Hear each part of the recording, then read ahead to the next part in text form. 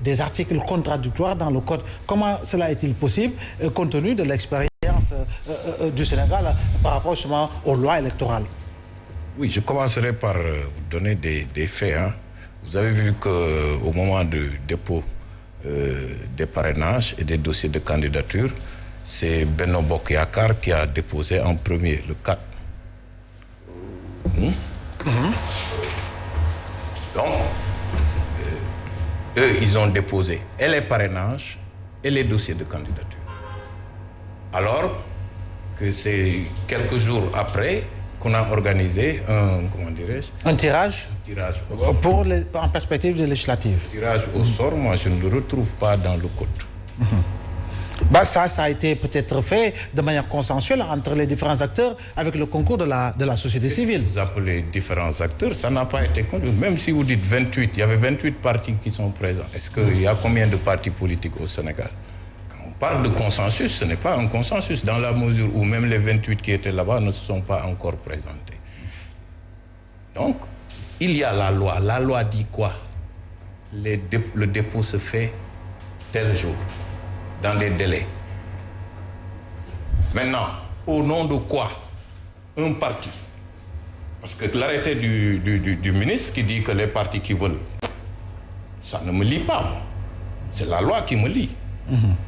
Si je veux participer, j'attends le jour du dépôt pour venir. Mais M. Diop, Pape, on a vu ce qui s'était passé en 2019. Il y a eu des bagarres, il y a eu des échauffourées, il y a eu véritablement un envahissement justement du Conseil et par rapport véritablement au dépôt des listes. Donc si on ne faisait pas trop attention par rapport justement à ce tirage au sort, peut-être qu'on en arriverait à avoir des images qui ne seraient pas de bonnes images pour le Sénégal. Très symbolique, devant la porte ou bien dans les bureaux du Conseil constitutionnel que se sont déroulées ces échauffourées. Effectivement.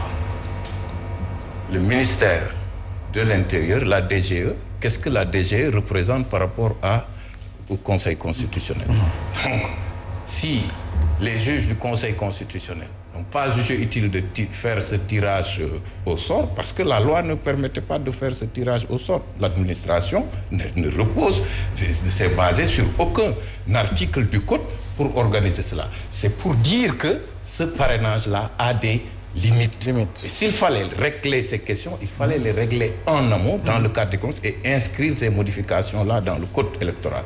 Mais il ne faut pas faire du tafiyengel comme on l'a fait. Je crois que ce tirage au sort, oui, société civile, etc. Mais je crois que même la société civile, il ne faut pas être toujours là à boucher des trous. Comme on l'a fait, oui, il y a 47 listes, non, il faut prendre 3, tout ça. Ça n'est pas conforme avec ce que nous dit le code, non code. Il faudrait qu'au Sénégal, on arrête de faire des lois de circonstances. Les lois doivent être faites pour X années. X années, doivent être générales, impersonnelles, etc. Ça, c'est des caractéristiques qu'il faut véritablement respecter. Mais on n'attend pas qu'une situation se pose pour sortir des arrêtés, pour sortir convoquer l'Assemblée nationale en session d'urgence, etc.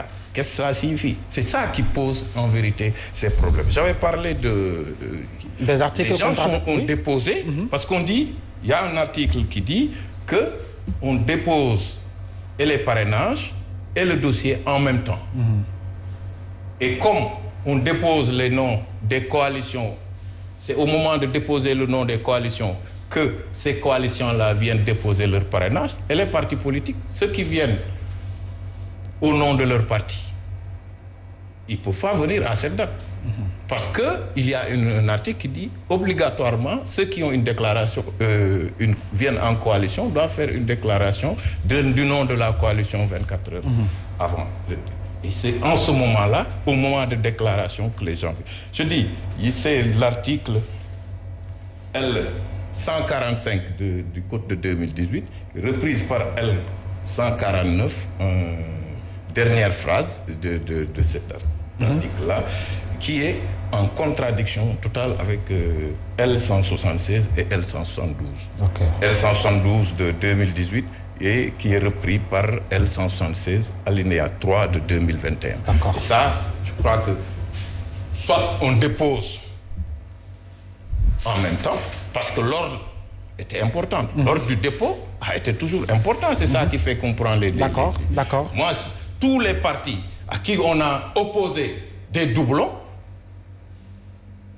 devraient pouvoir se attaquer cette décision-là, parce que cela ne repose pas sur une base légale. Un tirage au sort ne peut pas être opposé à tout, d'autant plus que ça ne peut être opposé à ceux qui ont signé. D'accord. Mais Moussa, quoi qu'on puisse dire, il y a eu une entente cordiale entre véritablement les coalitions partis et la coalition au pouvoir, la société civile, pour véritablement éviter un brouhaha devant les locaux de la direction générale des élections. J'étais présent à cette rencontre.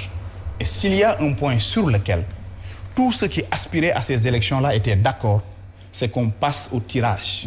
Parce que tous nous disions, en 2019, que les gens ont favorisé le camp du pouvoir. Ce n'est pas parce que je m'oppose au camp du pouvoir que je perte et profit de cette avancée.